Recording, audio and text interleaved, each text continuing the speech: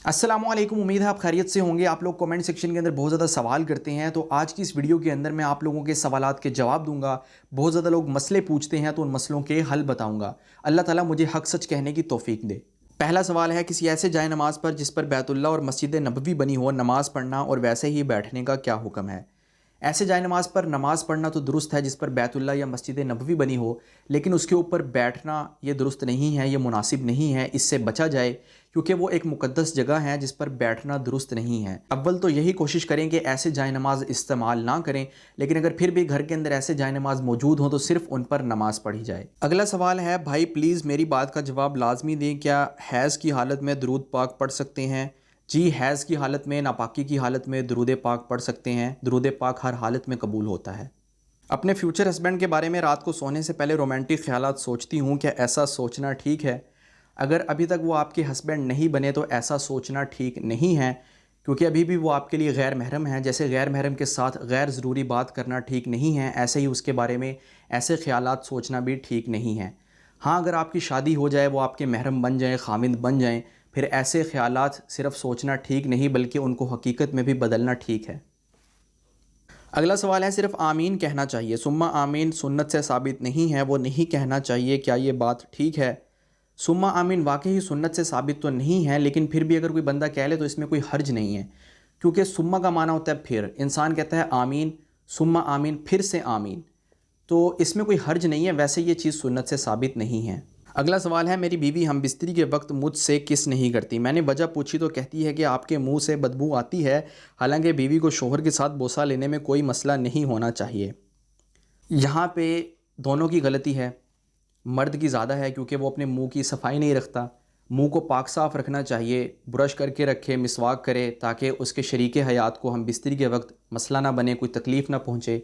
ये भी एक तकलीफ़ की किस्म है। जैसे किसी को हाथ से मारना एक तकलीफ़ है, किसी को ज़ुबान से कुछ बुरा कहना भी एक तकलीफ़ की किस्म है, इसी तरह इंसान के जिस्म की बदबू, उसके मुंह की बदबू भी दूसरों के लिए तकलीफ़ का सबब बनती है।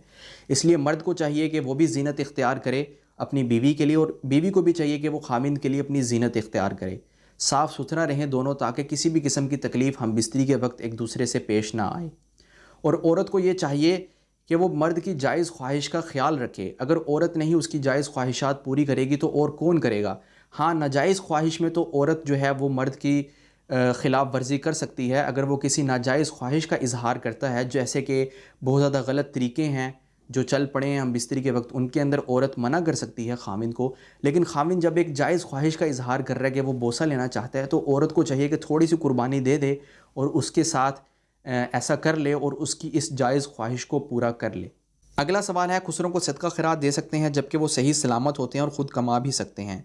इसका जवाब ये है कि ऐसे खुसरे जो कि हट्टे कट्टे होते हैं, सही सलामत होते हैं और पेशावर भिखारी होते हैं, तो अगर आप उनको सदका नहीं देंगे तो कोई मसला नहीं है। आप हमेशा ऐसे बंदे को सदका दें जो कि उसका मुस्तहिक हो, माजूर हो, बहुत ज़्यादा गरीब हो, कमाने के बावजूद भी उसके पास इतने वसाइल ना हों, तो आप ऐसे मुस्तहिकीन को सदका अदा करें, चाहे वो खुसरे ही क्यों ना हो।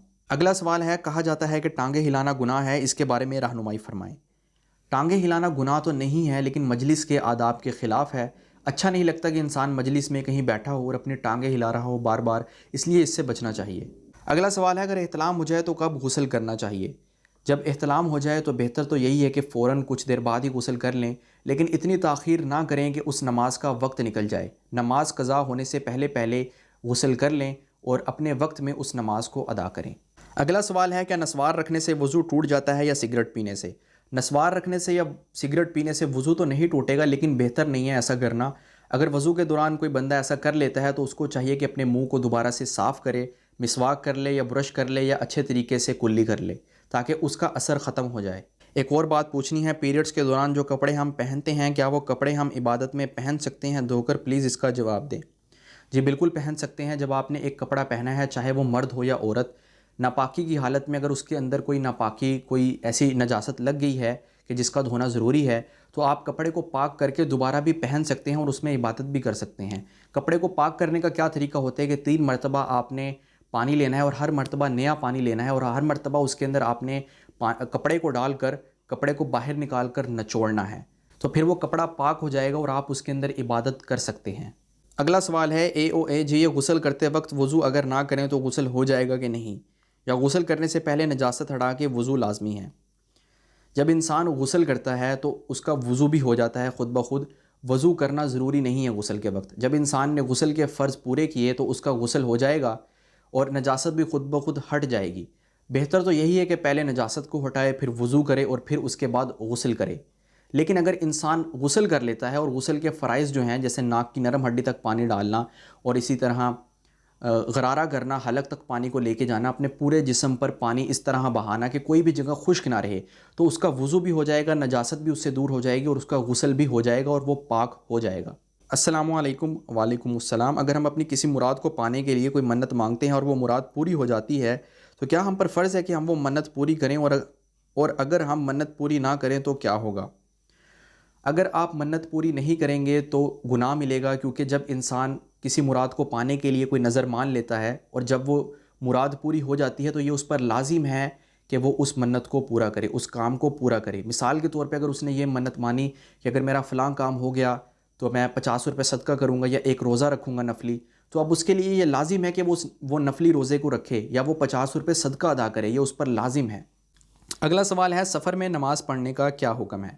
سفر میں نماز پڑھنے کا یہ حکم ہے کہ جو پوری نماز ہوگی وہ قصر ہو جائے گی، یعنی آدھی ہو جائے گی، 4 فرض 2 فرض ہو جائیں گے، اور جب آپ کسی امام کے پیچھے پڑھیں گے تو پھر آپ پوری پڑھیں گے، لیکن گھر کے اندر یا انفرادی طور پر آپ قصر نماز پڑھیں گے۔ اور مسافر بننے کے لیے یہ ضروری ہے کہ جہاں بھی آپ جا رہے ہیں اس جگہ کا ڈسٹنس آپ کے گھر سے لے کر 70 یا 72 کلومیٹر سے زیادہ ہونا چاہیے، 48 میل سے زیادہ ہونا چاہیے، تو پھر آپ مسافر بنیں گے۔ اور آپ کا وہاں رہنے کا ارادہ 15 دن سے کم کا ہو۔ اگر آپ 15 دن سے زائد رہنے کا ارادہ کرتے ہیں تو پھر آپ کو پوری نماز پڑھنی ہوگی وہاں جا کر، لیکن اگر آپ 15 دن سے کم رہنے کا ارادہ وہاں پر کر رہے ہیں تو پھر آپ مسافر ہیں۔ 4 فرض جو ہوں گے وہ 2 فرض ہو جائیں گے، مغرب میں 3 فرض پڑھیں گے، عشاء کے ساتھ آپ 2 فرض کے ساتھ 3 وتر بھی پڑھیں گے۔ اگر آپ لوگ چاہتے ہیں کہ میں آپ کے کسی سوال کا جواب دوں تو ابھی ویڈیو کے کمنٹ سیکشن میں جائیے اور اپنا سوال ٹائپ کیجئے، میں انشاءاللہ آپ کو اس کا جواب دینے کی پوری کوشش کروں گا۔ تو اب میں اجازت چاہتا ہوں اور انشاءاللہ میں آپ سے اگلی ویڈیو میں ملوں گا، تب تک اپنا خیال رکھیے گا۔ اللہ حافظ۔